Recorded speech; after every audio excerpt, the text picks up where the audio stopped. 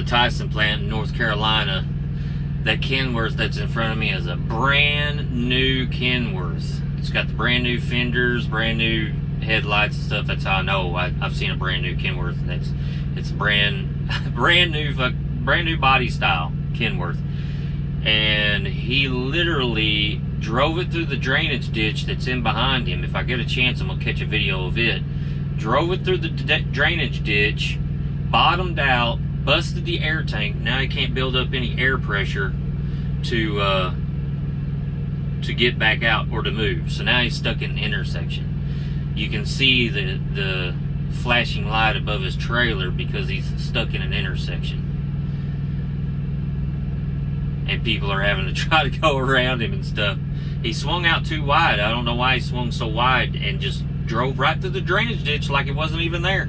He's been sitting there for a little while, revving his truck up and stuff, trying to get it to build up air pressure, but he's done something. He's ripped a hose off, busted a tank or something, and he has no air pressure now.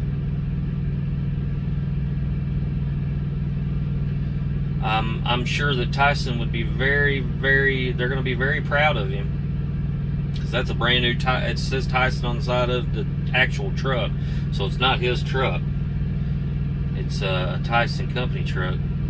Sharp truck too, beautiful truck. I love Kenworth. Kenworth is my favorite body style. If I was ever able to get my own truck and not go through, a lease company like Prime, a Kenworth is what I would get. I love those trucks. I'm gonna get out and see what he did. Well, he's getting back in his truck now. Oh, I'm gonna get out real quick.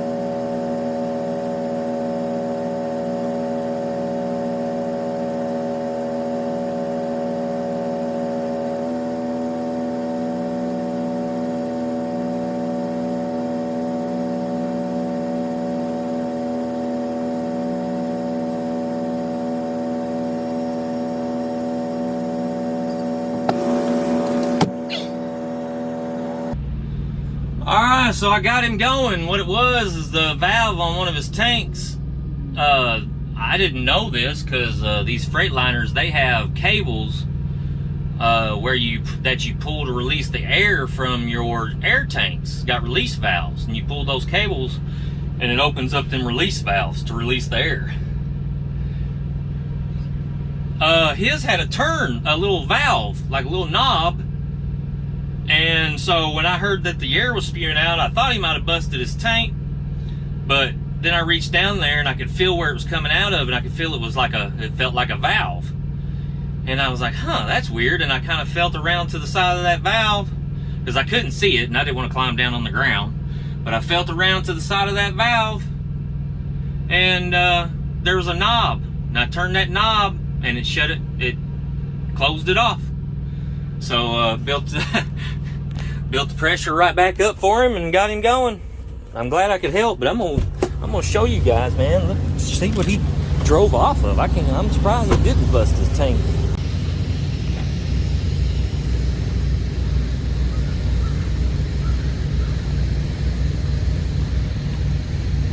His side, like his ground effects or whatever you want to call them, little side fairings there, they were all bent up. This is what he drove off, man. Drove off that. Said he was trying to swing wide so that he would miss those poles, but he swung so wide he just drove right off that. You can see on the pavement where he scraped.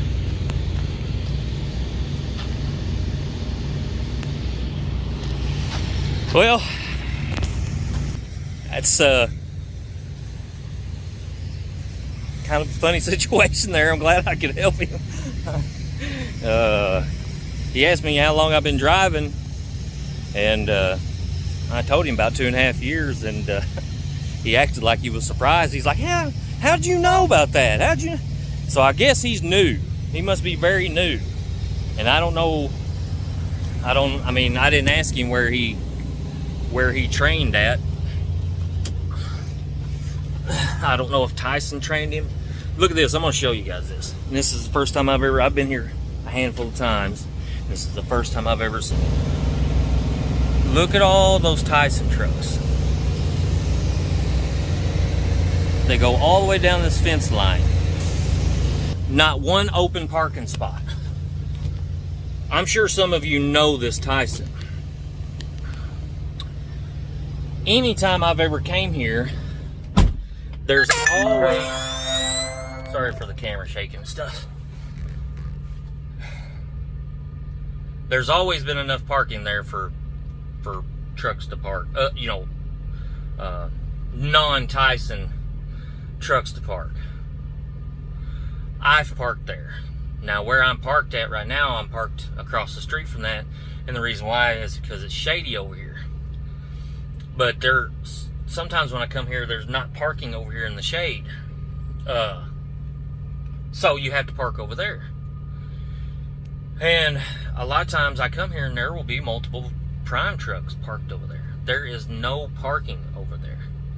I don't know what's going on. I don't know if Tyson's having to lay people off. I don't know because last time I come here, it was during COVID. So I wouldn't think that it would have anything to do with people not wanting to work because they're drawing unemployment still.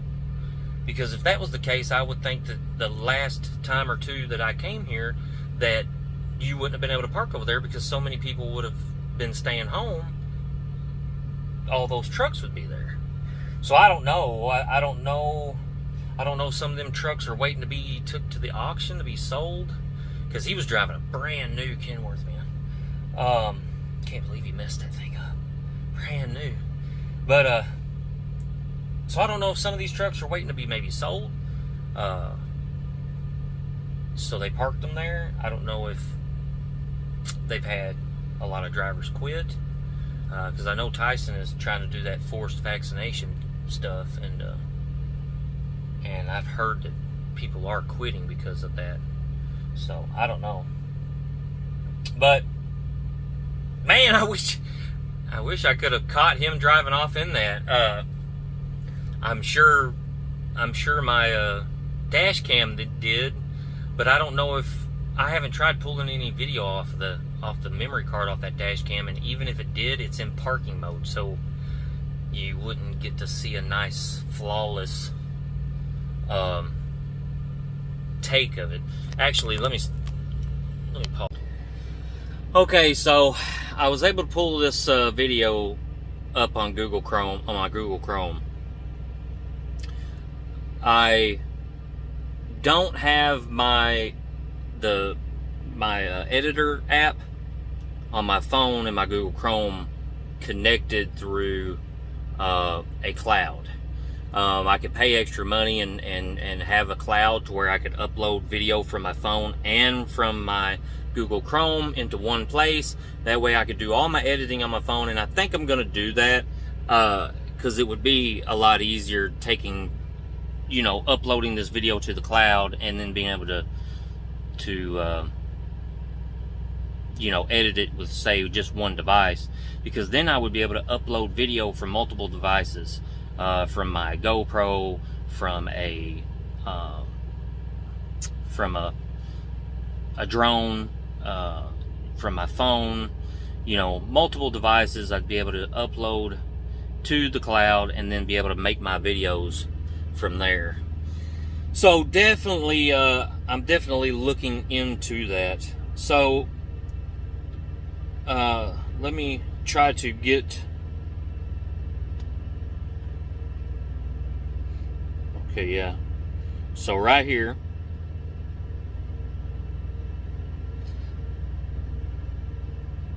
this first truck you're going to see is going to be a KLLM truck. And the professional woman driving this truck is going to show you how to go around this curve. So let me flip this camera around here.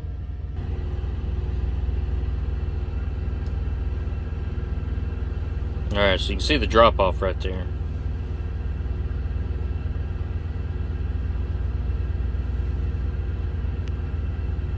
So here she comes. I believe that's a KLLM. She goes around it perfectly.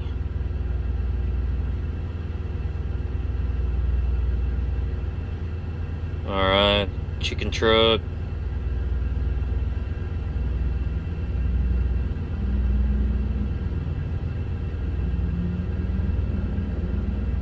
Okay, now here he comes. And if you watch his front end, you can tell it's up pretty high and then just drops off.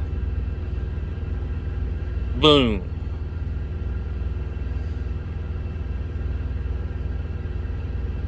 As soon as he does that, he makes it up into the drive. And it's weird, see how he pulls up in there? Like, I don't even understand why he even pulled up in there like that. Yeah, so I don't know if he instantly knew that he had messed something up or what, because he pulled right up into the gravel there. I mean, I would think with his truck moving and running, it would have been able to keep enough air pressure to keep the brakes from locking up. I don't know. I mean, I'm kind of glad he did, because I was able to help him, which I'm sure somebody might have been able to help him or find out, you know, what was going on. But, you know, he pulled up and, you know, was just hanging out in the intersection. I don't know why he didn't even think. I guess he was so scared that he was going to hit those yellow posts over there in that corner that he just, instead of coming out of, like getting out of the intersection, he just basically stopped right in the middle of it. I don't know.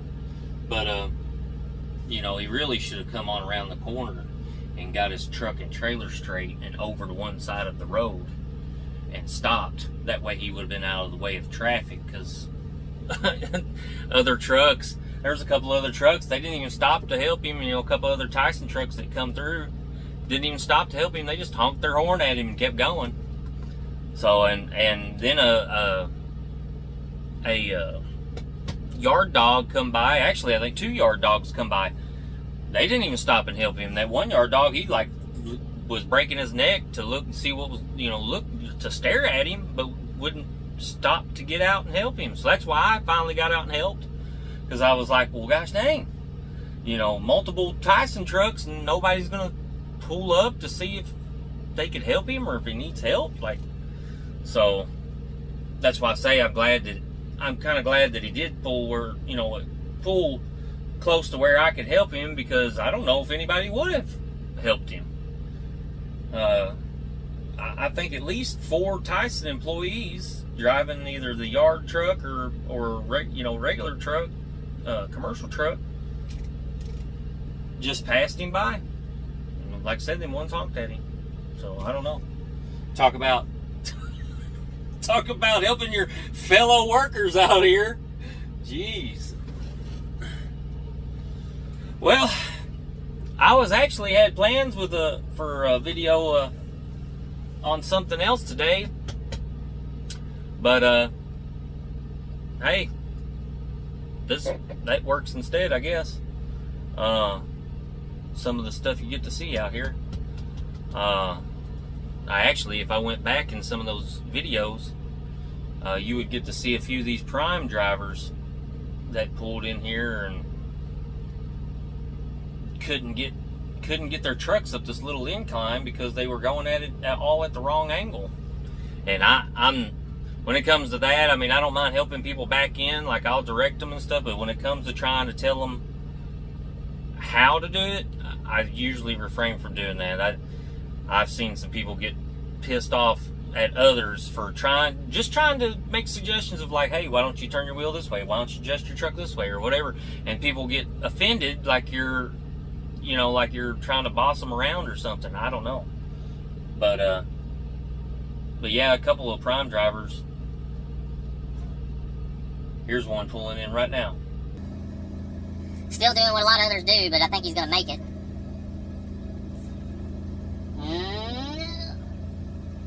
Nope. Nope. Whoop. Yeah, there you go. Yeah, he got it. He got it. See, the problem is there's a dip right here because it's actually kind of like a ditch. That's why they have that drain down there in the corner, because it's kind of like a ditch. And you come off, you have to keep traction with your tires, you have to come off at an angle. And what you really need to do is, when you come off the road from this way, at an angle, you need to go towards the right of that drain, because there's another exit over there. And you need to point towards that exit, and then back up from it, and swing your front end around. That way your tires will keep better traction. What I've noticed that a lot of these drivers do, and they're having trouble understanding, is that because the coming off the road and then coming up to where it parks is like an incline, so here's the road, it comes off like this and it makes a dip, because that's actually for water flow to go down to that drain. They are coming and they're getting their trucks like this coming up off the road. And so with that being like that and our trucks being so long, our wheels are coming off the ground. So if you make it, if your front end goes down in that dip, your very back axle, your tires will lift up off the ground and they're not getting any traction. But once you can kind of start to get over that hump, there's another little hump, and then your front axle will, drive axle, will, one or both tires will come off the ground, and so then they're just spinning. So, if you don't hit it with enough momentum by doing what they're doing, if you don't hit it with enough momentum, there was one of the prime trucks that sat there and just spun tires and could not get anywhere. And, if they would do like I said, they would stay more on flat ground and their tires would hold better traction. I mean, you're still going to spin. I still spun a little bit. But you're still going to spin, but, it'll hold better traction. So if you're ever in that situation, think about that. Think about the angle of this, like this, and your truck is so long that it's gonna bridge that gap. And then when it bridges that gap, you're gonna have trouble getting traction. And then plus on top of that, you're going up an incline, and so your back tires are gonna spin anyway, trying to pull all that weight, your motor and transmission, up a hill. It's easier to drive up a hill than to back up a hill. If you drive up the hill, it puts more weight back on your drive axles because you're going up. So all the weight kind of falls back towards your drive axles. If you're backing up a incline, then all that weight is facing downhill and is actually pulling, along with gravity, pulling you down toward, the hill. And so it takes weight off of your drive axles, and you're going to have a harder time backing up the hill. So if any of you that are watching this are, slightly inexperienced, and say you get in a situation like that and you're having a little trouble, just think about that. Think about the situation you're in. Think about what you're doing. Well, my drive axles are facing uphill, so that means my weight's facing downhill. So I'm losing traction there. And then, if you're trying to bridge a dip like that, you're also going to lose traction. Oh Lord, I hope this truck don't try to pull in here. They're going to have me blocked in. They're already going to have that. Might have that Kenworth. That Prime might have that Kenworth blocked in. I don't know why. There's enough room for him to back up there. I don't know why I didn't back up further. All right, I'm gonna cut this video. I'm gonna get my memory card back into my dash cam in case something else interesting happens that I want to show you guys. But I hope you enjoyed it. I hope you learned something from it. If anything, I hope you got kind of a kick out of it. So, but y'all stay safe and stay alert out there. Catch you in the next video.